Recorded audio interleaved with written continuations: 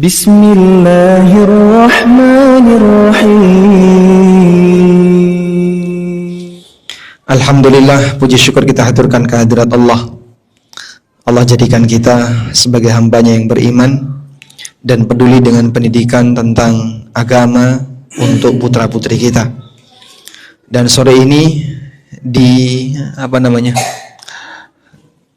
Cahaya Iman Insani. Ini adalah lembaga pendidikan untuk preschool ya. Dari mulai KB sampai TK.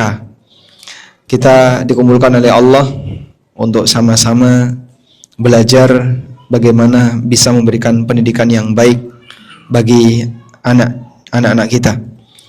Terutama nanti yang akan kita angkat adalah orang tua dan pendidikan karakter bagi anak.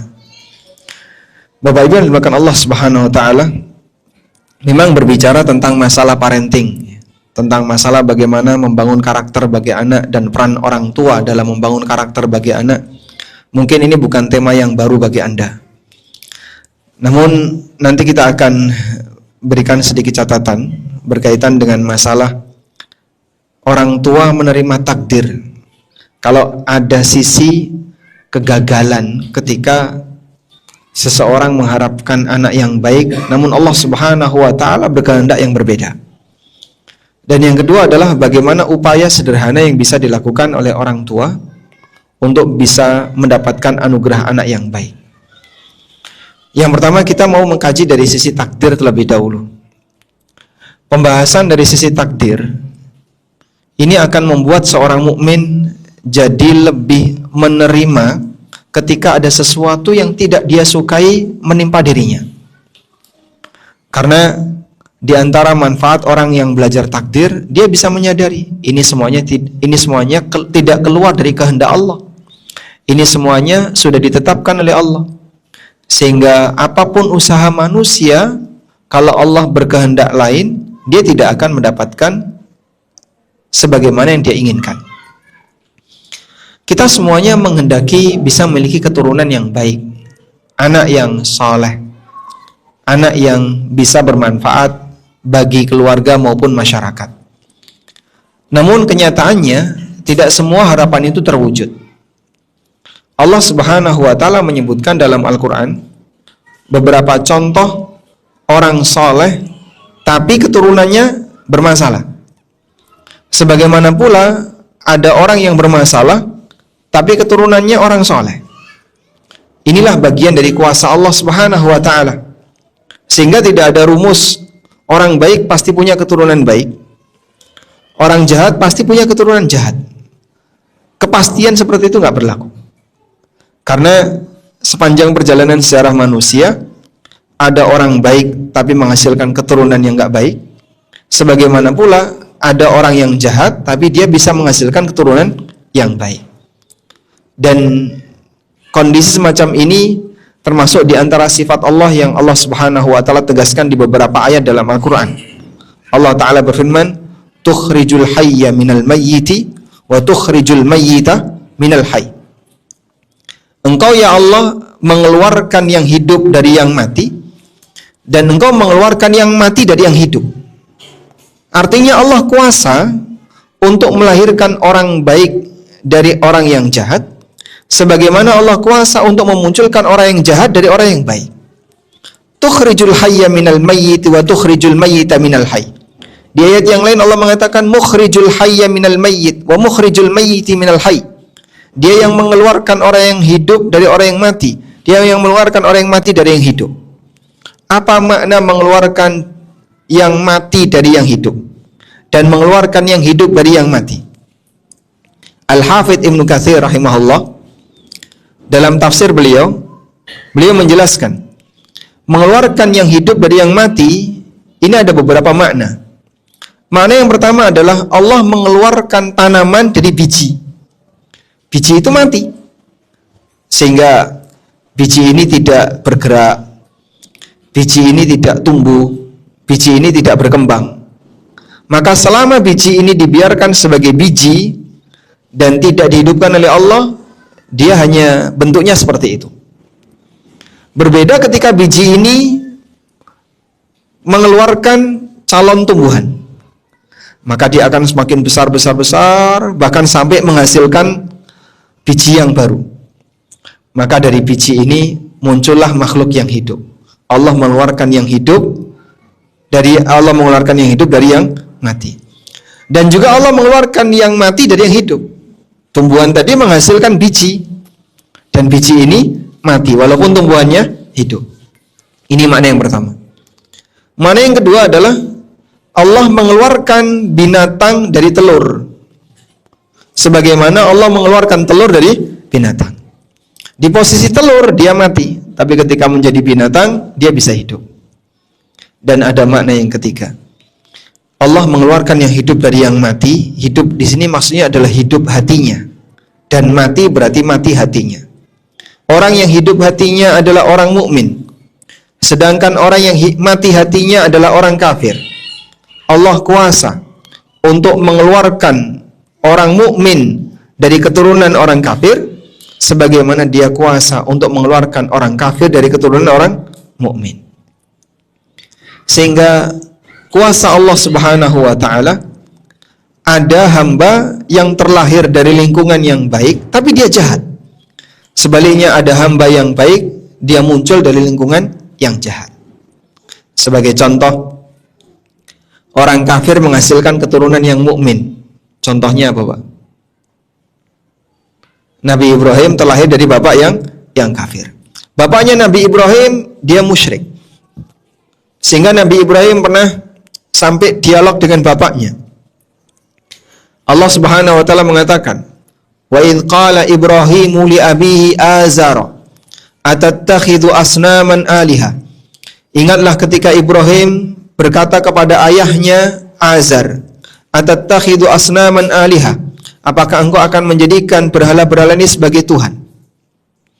Sehingga di sini Allah sebutkan bapaknya Ibrahim dalam posisi kafir, namun anak keturunannya seorang imamut tauhid, ahli tauhid, orang mukmin yang baik. Sebaliknya, ada orang yang beriman tapi menghasilkan anak keturunan yang kafir. Contohnya, Nabi Nuh punya anak yang kafir. Nabi Nuh alaihissalam pada saat beliau sudah naik perahu, anaknya tidak mau ikut, beliau memanggil anaknya. Wa nada Nuhun ibnahu wa kana fi ma'zilin ya bunayya arkam ma'ana wa la takum ma'al kafirin. Nuh memanggil anaknya wa huwa fi ma'zilin, dan anaknya itu menjauh, menghindar dari bapaknya. Sehingga dipanggil dengan suara keras, wa nada, dipanggil dengan teriakan. Ya bunayya arkam ma'ana, wahai anakku, ayo naik bersama kami, dan jangan kau bersama orang kafir. Tapi anaknya dalam situasi seperti itu masih tetap tidak mau untuk ikut bapaknya.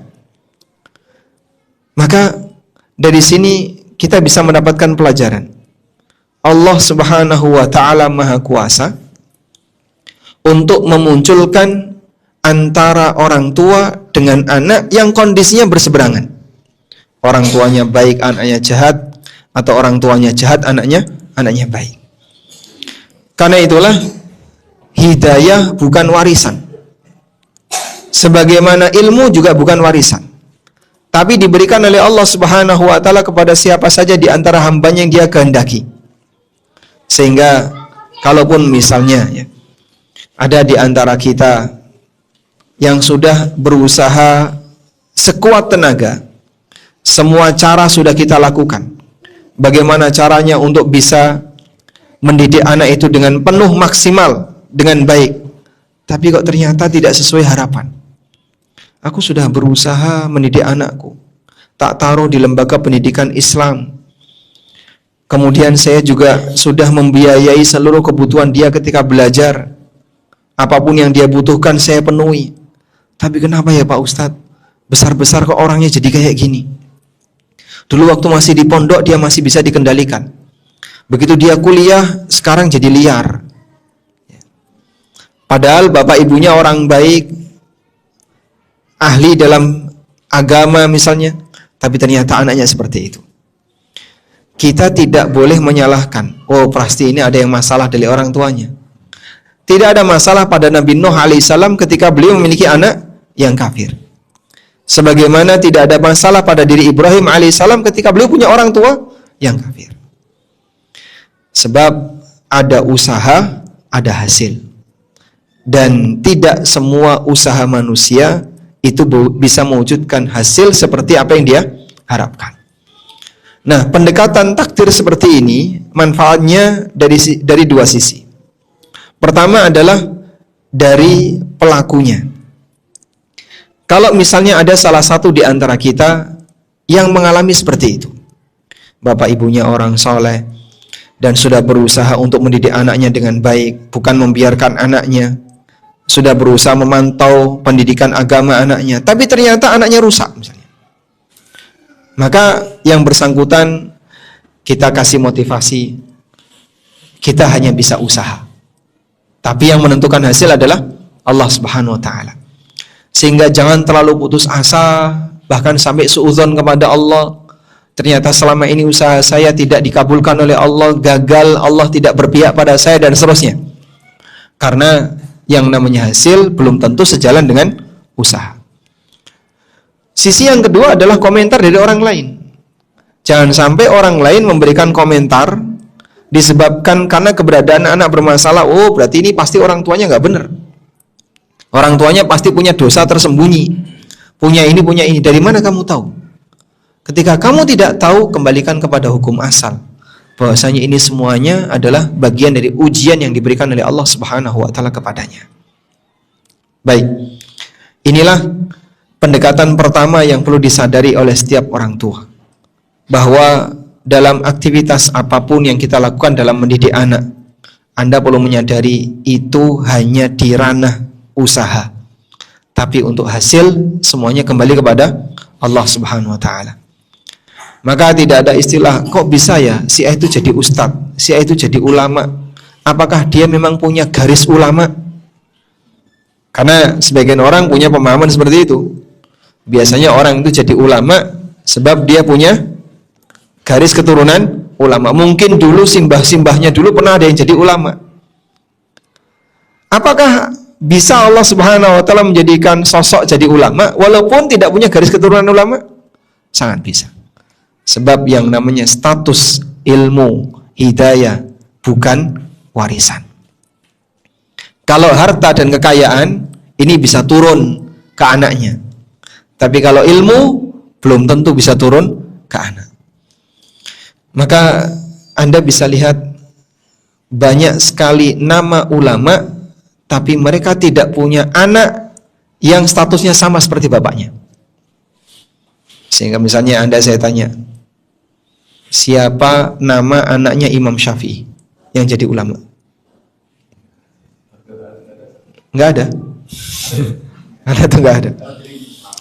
Ibnu Syafi'i. Siapa nama anaknya Imam Malik yang jadi ulama? Ada?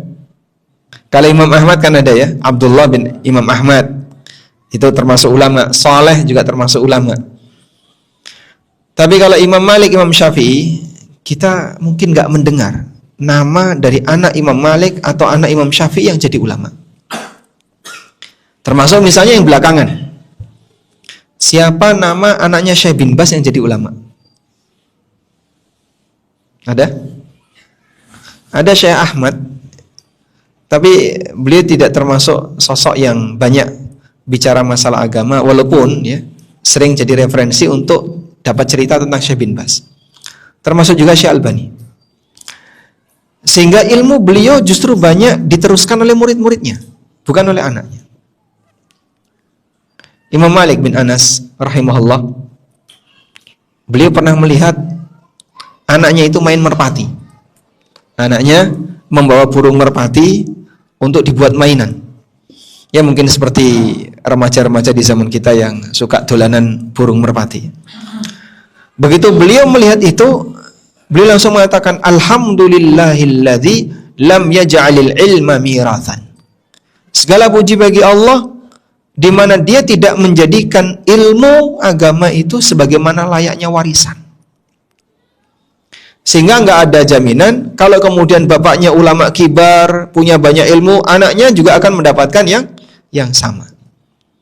Walaupun ilmu sendiri adalah warisan para nabi, tapi tidak mengikuti aturan sebagaimana warisan harta, di mana anak laki-laki dapat 2 kali dibandingkan anak perempuan.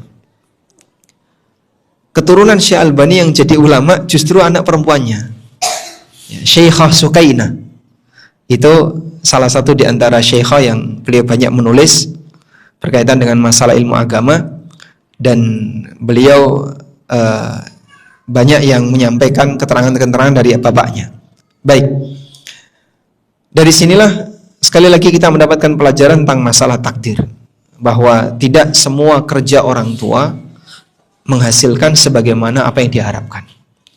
Selanjutnya kita beralih kepada upaya yang bisa dilakukan oleh orang tua agar dia bisa memiliki keturunan yang baik. Pertama adalah dari sisi memperbaiki diri sendiri. Mungkin ini bukan hal yang baru. Banyak di antara kita yang sudah mendengar orang tua yang baik ini upaya paling asasi agar kita bisa mendapatkan keturunan yang baik. Sebab salah satu di antara balasan yang diberikan oleh Allah, salah satu di antara balasan yang diberikan oleh Allah untuk orang yang baik, Allah Subhanahu wa taala akan menjaga keturunannya. Dan peristiwa ini disebutkan oleh Allah dalam Al-Qur'an. Pada waktu Nabi Khidir alaihissalam, beliau membangun ulang tembok yang mau roboh. Sementara beliau sama sekali tidak minta untuk diupah. Maka Nabi Musa protes, "Kenapa kamu tidak minta upah?" Lalu Nabi Khidir menjelaskan kenapa beliau tidak minta upah ketika membangun ulang tembok yang mau roboh. Kata Khidir alaihissalam, "Fa'ammal jidaru fakana li ghulamaini yatimaini fil madinati wa kana tahtahu kanzul lahuma wa kana abuhuma salihah." Adapun tembok itu adalah tembok milik 2 anak yatim yang tinggal di kota itu. Wa kana tahtahu kanzul lahuma, dan di bawahnya ada harta warisan milik keduanya. Disebut oleh Allah kanzun. Kanzun itu harta yang jumlahnya banyak, yang disimpan. Wa kana abuhuma salihah, dan bapak dari kedua anak itu adalah orang yang saleh. Dan ini dijadikan dalil oleh para ulama, orang soleh boleh saja memiliki harta yang banyak yang ditinggalkan sebagai warisan. Anak yatim yang ditinggali warisan oleh bapaknya itu dikatakan dalam ayat ini wa kana abuhuma salihah, dan orang tua dari kedua anak ini adalah orang yang saleh. Maka orang saleh bisa memiliki kanzun, bisa memiliki harta simpanan. Baik. Namun yang jadi pelajaran dari ayat ini yang akan kita ambil kesimpulannya adalah Allah Subhanahu wa taala menjaga anak ini dan hartanya dengan kesolehan orang tuanya. Sebagaimana keterangan yang disebutkan dalam tafsir Jalalain, fahufidha bisalahihi, diberi penjagaan disebabkan karena kesolehan orang tuanya untuk anak dan hartanya. Allah Subhanahu wa taala jadikan kesolehan orang tua sebagai salah satu sebab anak itu dijaga oleh Allah taala. Karena itulah Bapak Ibu yang dimuliakan Allah Subhanahu wa taala, sebagian ulama di masa silam seperti Sa'id Ibnul Musayyib, saat beliau qiyamul lail, lalu beliau teringat anaknya, maka beliau menambah jumlah rakaat untuk qiyamul lail dengan harapan semoga Allah Subhanahu wa taala menjaga anaknya. Caranya adalah dengan menambah ibadah yang beliau kerjakan. Beliau menambah qiyamul lail, Masya Allah. Dan ini menunjukkan bahwasanya para ulama memahami amal saleh dan kebaikan orang tua bisa berimbas kepada kebaikan anaknya. Ada satu cerita sederhana ya, yang cerita ini disebutkan dalam Tarikh Damaskus tentang kisah seorang wanita yang salehah. Umar bin Khattab radhiyallahu anhu, beliau punya kebiasaan suka keliling kampung. Bahasanya apa? Blusuan. Nah, blusuan. Jadi beliau suka blusuan ya. Dan beliau kalau belusuan itu ditemani oleh Aslam, pembantu beliau radhiyallahu anhu. Hingga satu ketika Umar bin Khattab dengan Aslam ini masuk ke sebuah kampung, lalu hingga masuk tengah malam mereka istirahat. Saat istirahat duduk nyender di sebuah tembok. Di balik tembok itu terdengar dialog dua orang wanita. Wanita pertama orang tua, wanita yang kedua masih muda. Maka si wanita pertama ini mengatakan kepada putrinya, "Ya Bunayyah, wahai putriku, campurkan susu itu dengan air, biar nanti kita bisa dapat untung banyak." Putrinya langsung mengatakan, "Ya Ummah, alam tasma'i ma taqulu Umar, azimata Umar?" Wahai ibuku, apakah Anda belum mendengar tentang peraturan yang telah ditetapkan oleh Umar? Lalu ibunya tanya, "Apa peraturan yang ditetapkan oleh Umar?" Beliau menetapkan aturan di pasar dan sudah diumumkan, siapapun pedagang susu yang mencampurkan susu dengan air, maka dia akan mendapatkan hukuman yang keras dari Amirul Mukminin. Apa kata ibunya? "Campurkan saja. Umar tidak ada di sini dan utusan Umar juga tidak ada di sini. Mereka nggak tahu kalau kita mencampur susu dengan air."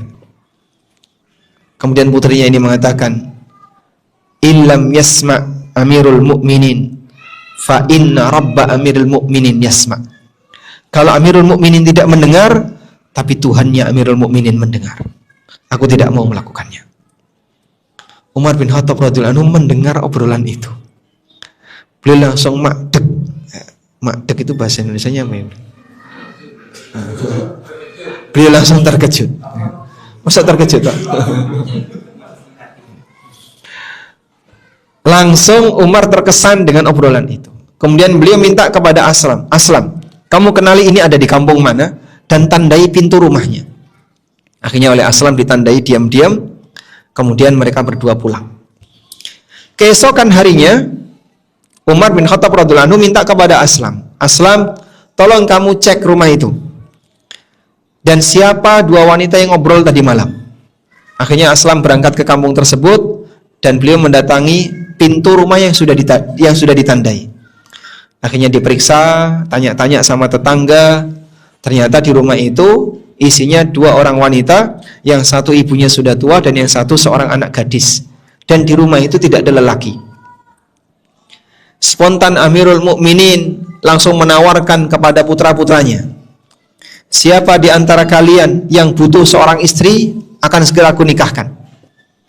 Ibnu Umar tidak bersedia, putranya yang lain tidak bersedia. Yang bersedia namanya Asim. Yang bersedia namanya Asim. "Baik, kalau begitu wahai Asim, akan aku nikahkan kamu dengan wanita ini." Wanita ini namanya Ummu Ammarah bintu Sufyan. Maka dinikahkanlah Asim dengan Ummu Ammarah bintu Sufyan. Ya? Dari pernikahan antara Asim dengan Ummu Ammarah bintu Sufyan melahirkan seorang anak perempuan namanya Ummu Asim. Sehingga apa hubungan Ummu Asim dengan Umar? Cucunya Umar dari jalur Asim. Ummu Asim bintu Asim bin Umar. Dah? Ummu Asim ini menikah dengan Abdul Aziz. Lalu dari pernikahan antara Ummu Asim dengan Abdul Aziz terlahirlah sosok khalifah yang luar biasa, Umar bin Abdul Aziz. Sehingga kalau ada yang menyebut bahwasanya Umar bin Abdul Aziz adalah cicitnya Umar bin Khattab, itu bukan cicit dari jalur bapak. Makanya Umar bin Abdul Aziz masuk dalam garis salah satu di antara khalifah Daulah Umayyah. Berarti dia keturunan Bani Umawi.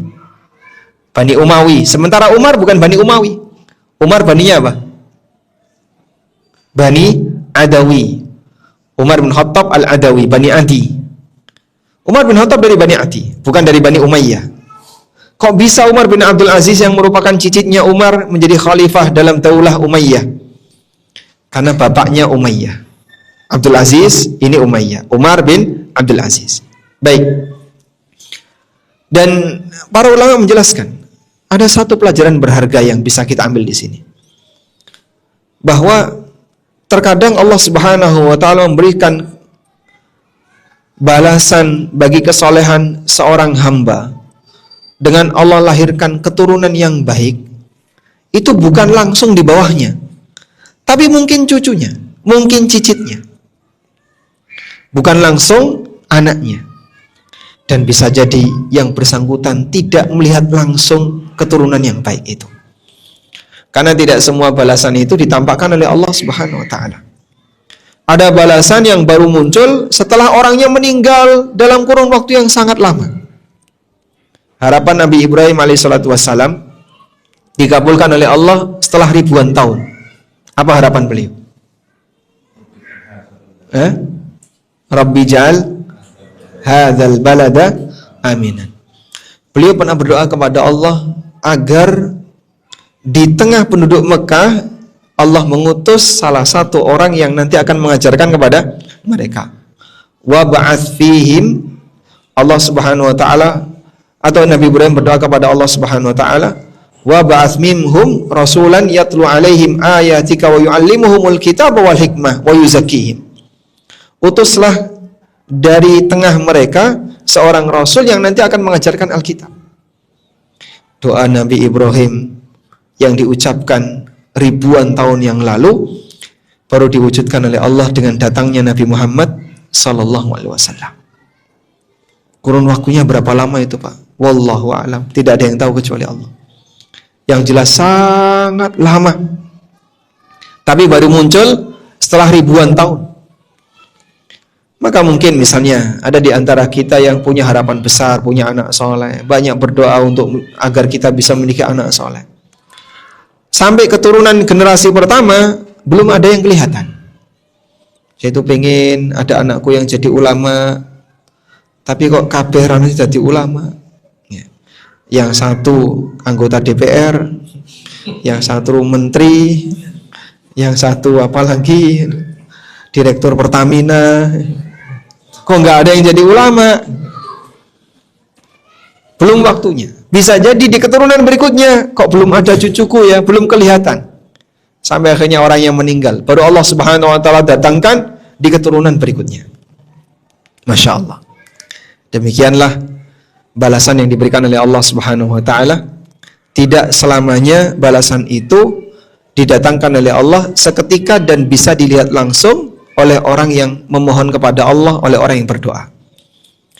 Mungkin ada di antara kita yang mengharapkan sesuatu, tapi ternyata tidak Allah wujudkan segera. Baru Allah datangkan di generasi sekian. Dan Anda tidak perlu khawatir. Doa-doa kita yang kita panjatkan, barangkali ketika kita tidak melihat hasil, disimpan oleh Allah Subhanahu wa taala untuk sesi berikutnya. Baik. Kita belajar untuk jadi orang saleh, semoga nanti dapat balasan dari Allah dengan hadirnya anak dan keturunan yang saleh.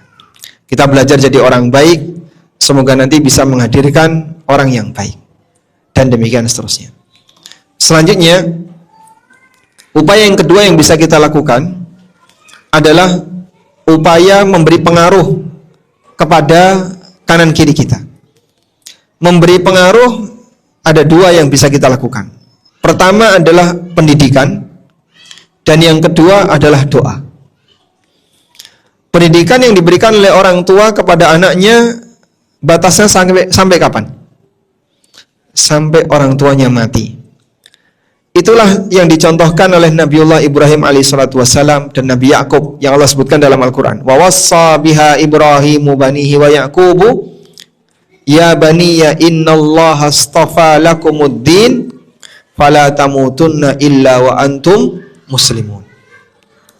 Dan agama yang telah Allah berikan kepada Nabi Ibrahim ini, wawassa biha Ibrahim, beliau diwasiatkan oleh Ibrahim kepada anak keturunannya. Demikian pula Yakub kepada anak keturunannya. Maka pendidikan untuk mengajarkan kebaikan bagi anak itu batasnya sampai orang tuanya mati. Artinya begini, sebagian di antara orang tua sudah mulai melepas pendidikan untuk anaknya kalau anaknya sudah kuliah. Awakmu wis gede, kamu sudah besar, sekarang terserah kamu. Bapak sudah gak ngurusi, kamu mau melakukan apa terserah kamu. Salah atau benar kayak gini? Salah. Anak tetap anak walaupun dia sudah dewasa. Dan orang tua punya hak untuk mendidik mereka sampai orang tua meninggal dunia. Tidak ada istilah kalau anak sudah mentas, sudah nikah, sudah berkeluarga, berarti tanggung jawab orang tua sudah selesai. Tidak. Orang tua tetap berkewajiban untuk memberikan pendidikan kepada anaknya. Pertanyaannya, ada yang bilang bahwa kalau anak itu gagal untuk jadi orang baik, anak itu misalnya bertindak jahat atau melakukan tindakan yang nggak benar, maka orang tua turut nanggung dosanya. Salah atau benar?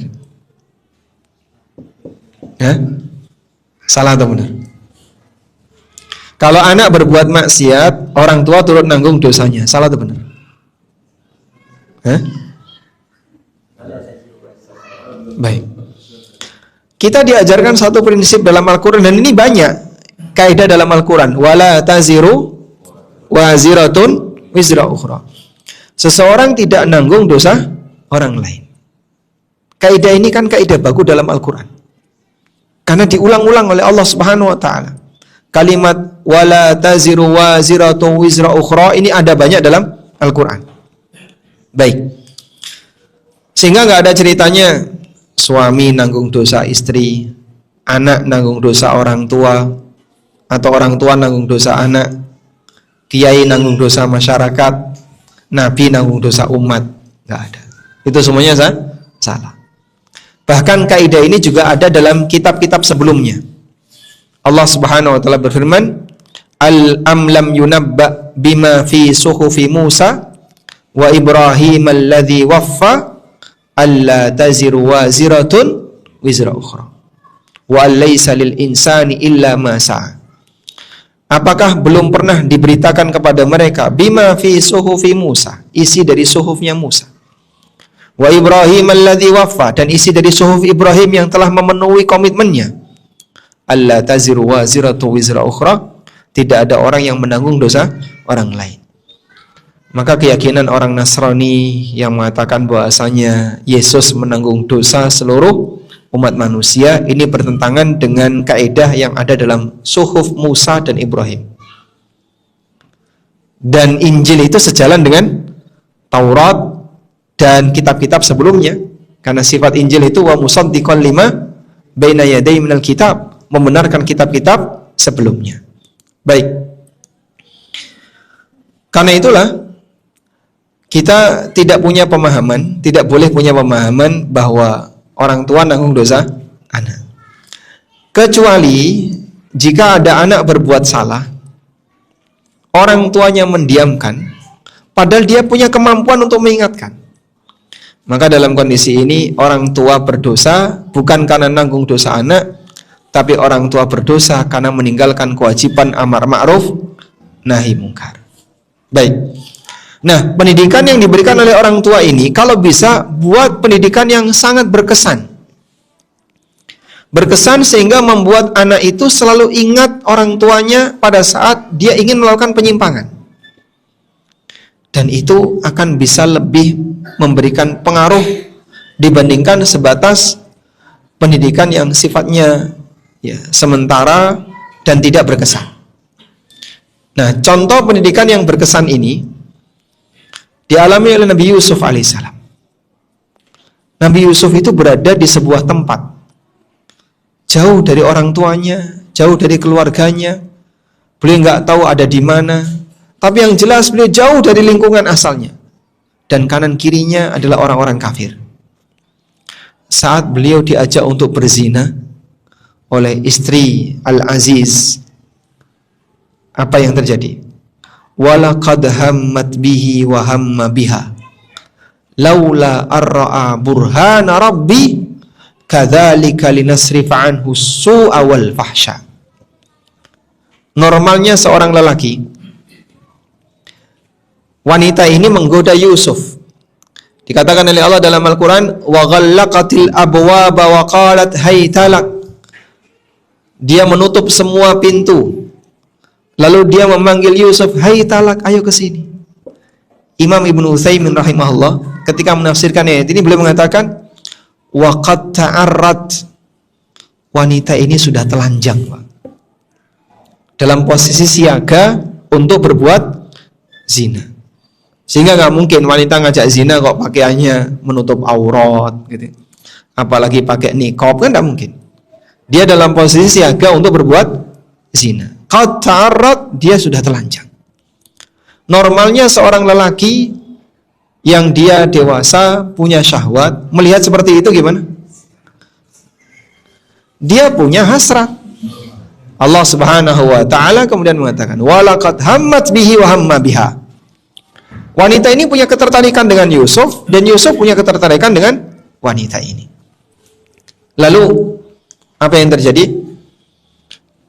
Allah Subhanahu wa taala mengatakan, laula ar-ra'a burhana rabbi kadzalika linasrifa anhu su'a wal fahsya. Andaikan beliau tidak melihat burhan dari Rabb-nya. Apa yang dimaksud andaikan beliau tidak melihat burhan dari Rabb-nya? Sebagian ahli tafsir mengatakan Nabi Yusuf alaihissalam ketika itu belum jadi nabi, sehingga status ismah, perlindungan, belum terjadi karena beliau belum jadi nabi. Namun perlindungan sebagai calon nabi, bukan perlindungan sebagaimana perlindungan untuk nabi.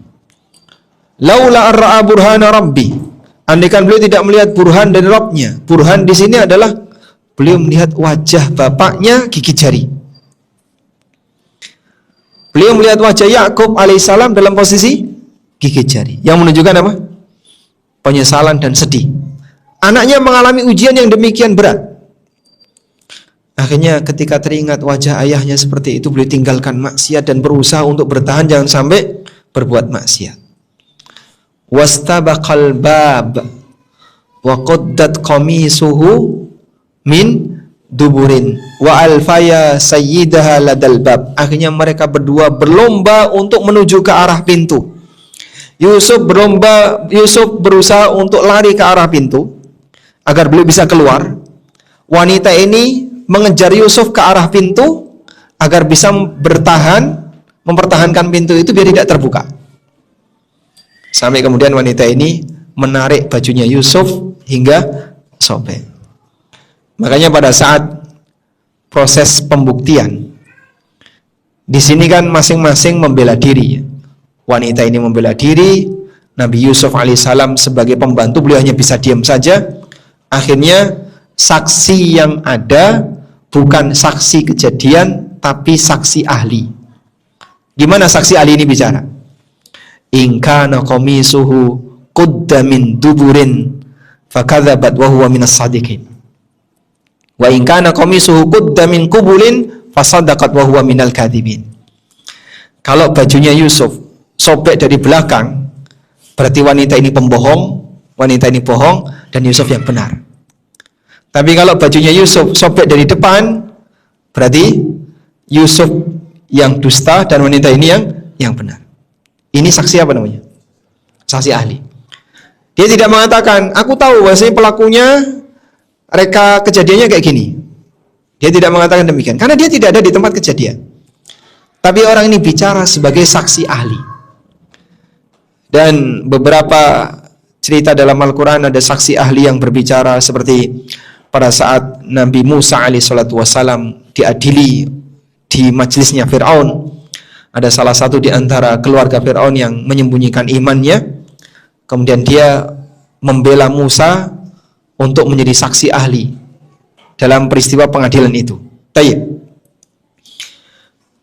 Satu pelajaran yang bisa kita ambil di sini adalah bagaimana seorang Nabi Yusuf alaihissalam, dan waktu itu beliau menjadi calon nabi. Beliau terkesan dengan bapaknya, sehingga saat mau berbuat maksiat yang diingat itu wajah bapaknya. Kita mungkin ketika mau berbuat maksiat tidak ingat wajah bapak misalnya, tapi ingat, saya teringat wajah ustadz, terus nggak jadi, kayak gitu ya. Atau misalnya teringat wajah sosok tertentu, orang yang kita hormati, yang kita segani, kita anggap beliau sebagai orang soleh, sehingga saat kita mau berbuat maksiat, ingat beliau itu, kita jadi ketakutan. Kalau kemudian melihat zat Allah kan mustahil. Maka yang bisa terngiang dalam benak orang adalah sosok yang pernah dia lihat, yang dia kagumi, yang dia jadikan sebagai panutan. Misalnya gurunya, ustadznya, atau siapapun. Saat beliau melihat itu, kemudian beliau tersentak, lalu nggak jadi. Berarti Anda punya kesan baik dengan yang bersangkutan. Nah, orang tua kalau sampai pada titik seperti itu, insya Allah akan memberikan pendidikan yang luar biasa. Makanya Bapak Ibu yang dimuliakan Allah, berikan contoh yang maksimal di hadapan anak. Karena bisa jadi hal menarik yang ada pada diri Anda, hal berkesan yang ada pada diri Anda akan selalu terngiang dalam diri Anda. Dan biasanya kayak gini baru terjadi kalau orang tuanya sudah mati. Saya ingat wajah Bapak, saya seperti terngiang wajah Bapak. Karena ketika orangnya sudah pergi, baru kemudian orang itu rindu untuk bisa ketemu. Begitu orang yang masih hidup, mungkin suasana itu tidak ada. Nah, bisa nggak kita buat posisi anak itu teringat wajah kita, terngiang dengan diri kita, nasihat kita, ketika dia mau melakukan pelanggaran-pelanggaran tertentu. Ini hanya akan terjadi kalau yang bersangkutan bisa memberikan pendidikan yang berkesan. Baik. Secara teori mudah dipahami, tapi saya yakin ya, kalau bicara praktek ini akan sulit untuk dilakukan. Kemudian usaha yang kedua yang bisa dilakukan oleh orang tua adalah doa.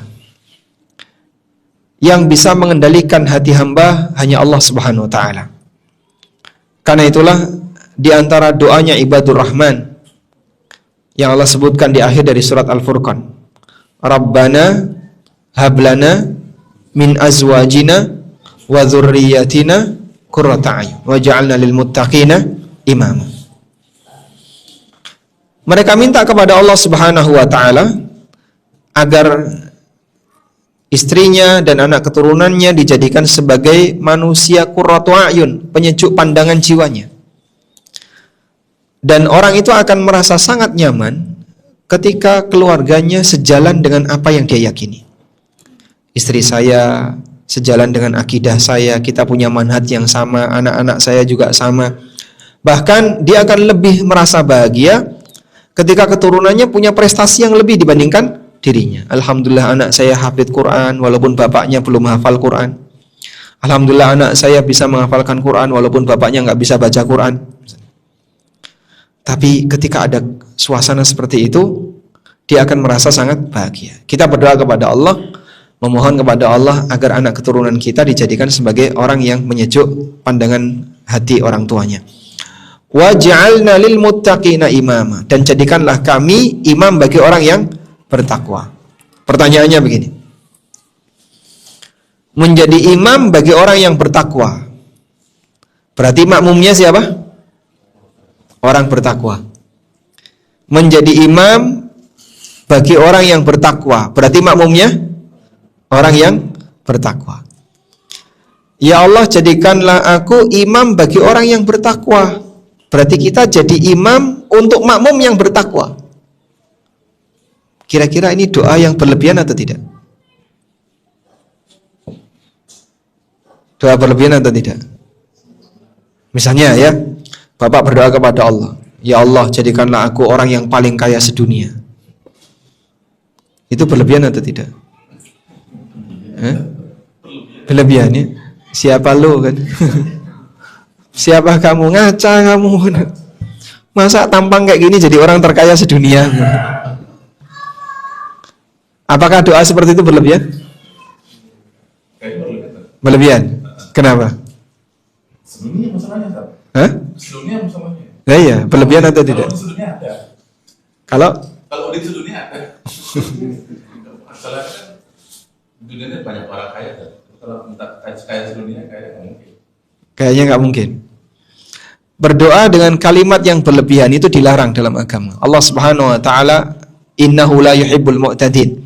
Dia tidak mencintai orang yang berlebihan dalam berdoa. Dan termasuk di antara bentuk tidak dalam doa, berlebihan dalam doa adalah memohon kepada Allah sesuatu yang mustahil. Kita tidak boleh minta kepada Allah sesuatu yang mustahil terwujud. Karena ini masuk kategori berlebihan dalam doa. Contohnya Pak, ya Allah jadikanlah aku seorang nabi. Boleh? Tidak boleh. Kenapa? Karena ini termasuk hal yang mustahil. Dalam Al-Quran ada doa seorang nabi yang itu tidak boleh ditiru. Nabi Isa alaihissalatu wassalam, beliau berdoa kepada Allah agar diturunkan Al-Ma'idah minas sama. Rabbana anzil alaina ma'idatan minas sama takunu lana 'idan li awwalina wa akhirina wa ayatan min. Ya Allah, turunkanlah kepada kami hidangan dari langit. Pak Ustadz, boleh nggak Pak kita doa kayak gitu Pak? Niru doanya Nabi Isa. Itu mukjizat.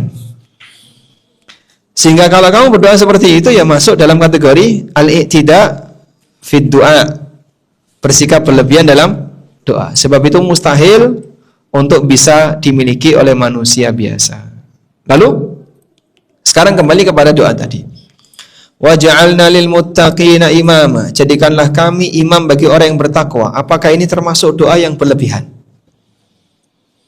Jawabannya tidak berlebihan, sebab doa ini adalah doanya ibadur rahman, dan ibadur rahman ini bukan nabi. Potret orang soleh yang bisa ditiru oleh siapapun yang ingin jadi orang soleh. Udah? Sehingga doa ini bukan termasuk doa yang dilarang, berarti bukan doa yang berlebihan. Karena itu dalam keterangan yang disampaikan oleh Imam Mujahid bin Jabr. Mujahid bin Jabr siapa? Muridnya Ibn Abbas.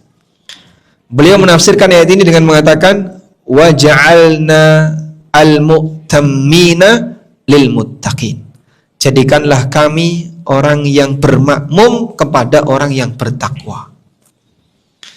Jadikanlah kami orang yang bermakmum kepada orang yang bertakwa. Nah, doa ini dengan tafsir yang disampaikan oleh Mujahid bin Jabr tadi, muridnya Ibn Abbas, kemudian dijelaskan oleh Ibnu Qayyim dalam satu risalah beliau yang berjudul Risalah Ibnu Qayyim ila ahadi ikhwanihi. Suratnya Ibnu Qayyim kepada salah satu temannya. Apa yang disampaikan oleh Mujahid bin Jabr ini menunjukkan kedalaman ilmu Mujahid. Wa hadza min diqqati ilmil mujahid. Dan ini salah satu di antara contoh betapa jelinya ilmunya Mujahid. Karena manusia fa innan nasa la yakunu imaman lil muttaqin hatta ya'tamuna bil muttaqin. Karena seseorang tidak akan mungkin bisa menjadi imam bagi orang yang bertakwa sampai dia bermakmum kepada orang bertakwa sebelumnya. Paham ya? Artinya gimana? Kalau kamu ingin bisa menjadi imam bagi orang yang bertakwa, maka syaratnya adalah jadilah kamu makmum bagi orang yang bertakwa. Gimana caranya untuk bisa menjadi makmum orang yang bertakwa? Kau ikuti salafus saleh. Bermakmum dengan salafus saleh. Bermakmum dengan para nabi. Bermakmum dengan para sahabat. Ngikuti jejak mereka dalam beragama, maka nanti kau akan ketularan jadi orang yang bertakwa, sehingga kau ketika sudah bertakwa, anak keturunanmu akan ikut dirimu. Maka ayat ini menjelaskan bahwa pendidikan beragama dalam Islam itu pendidikan estafet. Dari mulai Rasulullah SAW, kemudian para sahabat, diikuti generasi setelahnya, terus seperti itu sampai zaman kita. Sehingga kita bermakmum dengan orang soleh pendahulu kita. Agar kita jadi orang soleh, maka anak keturunan kita bermakmum dengan kita sebagaimana kita bermakmum dengan orang soleh sebelumnya. Itulah makna wa ja'alna lil muttaqina imama. Jadikanlah kami orang yang menjadi imam bagi orang yang bertakwa. Maksudnya adalah menjadi makmum bagi orang bertakwa sebelumnya agar bisa diikuti oleh orang bertakwa setelahnya. Wallahu ta'ala alam. Baik, mungkin itu yang bisa kita sampaikan sebagai pengantar. Sekarang tepat jam 6 sore waktu Indonesia Tengah. Semoga apa yang kita bahas ini bermanfaat. Wassallallahu ala nabiyyina Muhammadin wa ala alihi wa sahbihi wasallam.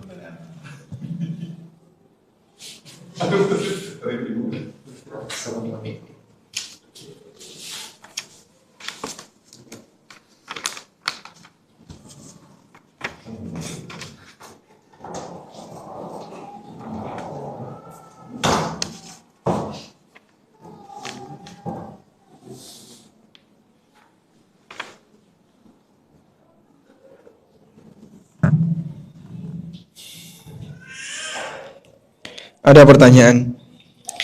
Jika anak perempuan tidak berhijab ketika sudah balik, apakah orang tua menanggung dosa anaknya? Kalau menanggung dosa anaknya, tidak. Tapi bisa jadi orang tua berdosa ketika tidak mengingatkan anaknya. Sebab Nabi SAW memerintahkan, man ra'a minkum munkaran falyughayyirhu biyadihi fa illam tastati fa bilisani fa illam tastati fa biqalbi.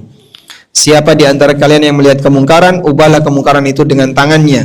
Kalau nggak bisa dengan lisannya, kalau nggak bisa dengan hati. Sehingga ketika seorang anak melakukan pelanggaran agama, kira-kira dari 3 tingkatan amar ma'ruf nahi mungkar ini, orang tua bisa yang mana? Seharusnya dia bisa yang pertama. Kenapa dia bisa yang pertama? Sebab dia bisa menguasai anaknya. Walaupun secara teori nggak semuanya berhasil.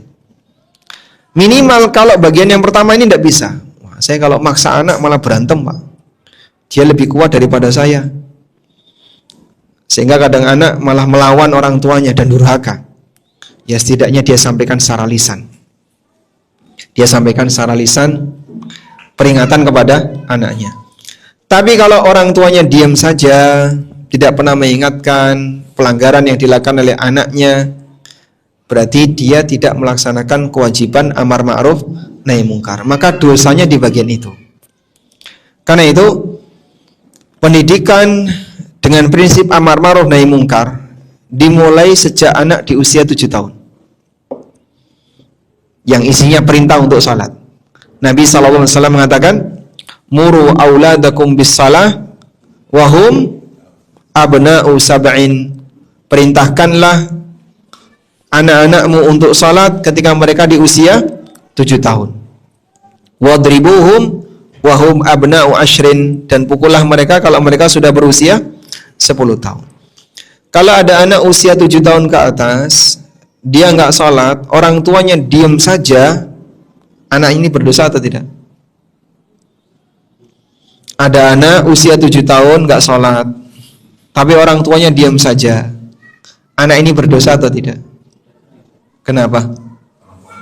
Anak ini tidak berdosa karena dia belum balik. Orang tuanya berdosa atau tidak? Berdosa. Kenapa? Tidak menjalankan perintah nyuruh anaknya untuk sholat. Sehingga kalau anaknya tidak berhijab dan orang tuanya diam saja, bisa jadi orang tua ini berdosa dari sisi membiarkan maksiat anaknya. Wallahu a'lam. Untuk anak usia 8 tahun, bolehkah kita mendidik dengan cara ancaman? Misalnya, adik kalau hari ini nggak sholat atau sholatnya belum baik, nanti Umi tidak jadi ngajak jalan-jalan.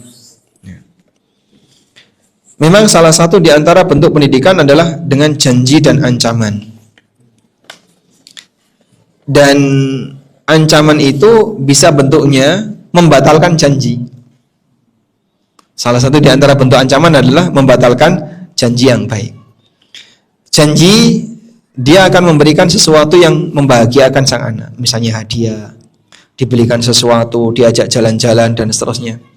Ancaman bisa bentuknya membatalkan janji. Kalau kamu tidak melakukan seperti ini, nanti Umi nggak jadi ngajak jalan-jalan, nggak membelikan ini, nggak membelikan ini. Dan selama itu bisa dipahami dengan baik oleh sang anak, ya sah-sah saja. Artinya begini, mengenai metode dalam mendidik anak dengan pendekatan janji dan ancaman dan seterusnya, tidak ada sisi pelanggaran syar'i. Yang dilarang adalah ketika ada kekerasan fisik.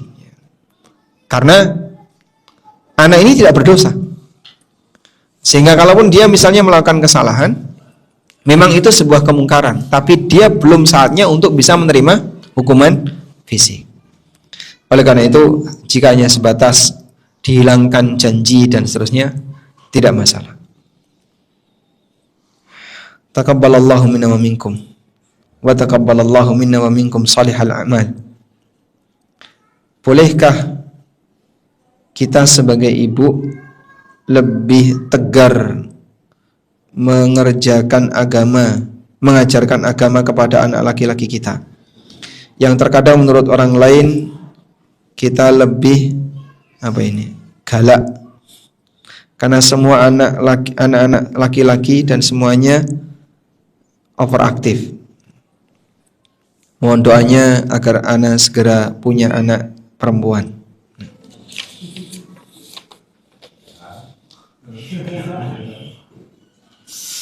Allah kasih anak kepada orang tua itu bentuknya hibah.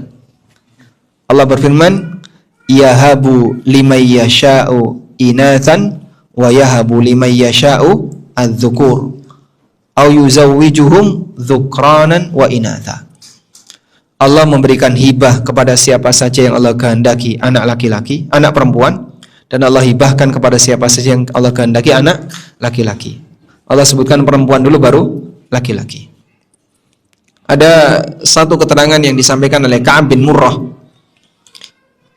Beliau mengatakan, di antara tanda keberkahan seorang wanita adalah Allah berikan kepada dia anak pertamanya perempuan.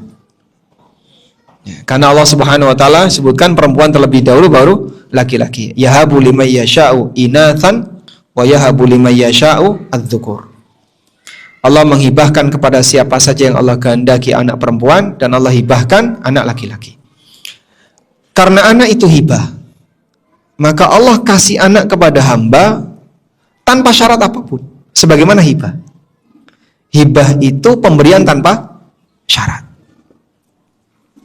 Oleh karena itu, kalau misalnya ada orang yang belum dikaruniai oleh Allah seorang anak, dia tidak perlu berpikir jangan-jangan saya banyak dosa, jangan-jangan saya banyak salah. Tidak harus seperti itu ya.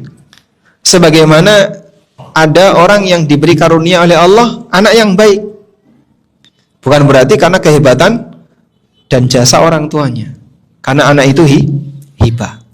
Dan namanya hibah pemberian tanpa syarat. Oleh karena itulah, bagi mereka yang diberi oleh Allah anak yang baik, syukuri, karena ini semuanya adalah pemberian dari Allah Ta'ala, baik yang diberi hibah anak laki-laki maupun anak perempuan. Selanjutnya, mendidik anak laki-laki yang demikian super aktif misalnya, dan susah untuk mendengarkan nasihat orang tua, boleh nggak Pak? Misalnya dengan sedikit keras. Kalau sedikit keras tidak sampai pada kondisi menimbulkan cedera, insya Allah tidak masalah. Sehingga misalnya dipegang kenceng misalnya, tapi tidak sampai menimbulkan cedera untuk anaknya sendiri, insya Allah tidak masalah. Nabi SAW pernah sholat, lalu Ibnu Abbas datang, kemudian langsung berdiri di mana? Berdiri di mana? Sebelah kiri. Oleh beliau dipindah ke kanan. Bagaimana cara beliau pindah? Ditarik telinganya. Ditarik telinganya. Bahasa kita kan seperti dijewer ya. Tapi tentu saja bukan dengan keras ya. Ditarik telinganya, kemudian dipindah ke arah kanan. Mindahnya dari belakang, jangan dari depan ya. Kalau dari depan kan melewati orang yang salah. Sehingga ini memberi pelajaran bahwa terkadang ada sentuhan fisik tapi tidak sampai menimbulkan cedera, hukumnya boleh. Apalagi ketika itu bisa membuat anak jadi lebih mengerti tentang ketegasan yang diberikan oleh orang tuanya. Walaupun kita sarankan lemah lembut di awal itu ditekankan sampai usia 10 tahun. Maka izin memukul karena nggak sholat, yang itu merupakan pelanggaran paling besar setelah orang tidak syahadat, itu di usia berapa? 10 tahun. Wadribuhum wahum abna'u ashrin. Pukullah mereka ketika mereka sudah berusia 10 tahun. Maka kalau anak Anda usianya di bawah 10, mungkin pendekatannya masih pendekatan verbal, tidak sampai pendekatan atau tidak sampai ada fisik. Ini insya Allah yang lebih menanamkan kepada mereka karakter lemah lembut. Sehingga di samping kita mengajarkan kebaikan, kita juga mengajarkan sikap lemah lembut. Wallahu ta'ala alam. Tapi biasanya wong tuanya rasa sabar ya. Baik, mungkin demikian yang bisa kita bahas, semoga bermanfaat. Wassallallahu ala nabiyyina Muhammadin wa ala alihi wa sahbihi wasallam. Wa akhiru da'wana alhamdulillahi rabbil alamin. Wassalamualaikum warahmatullahi wabarakatuh.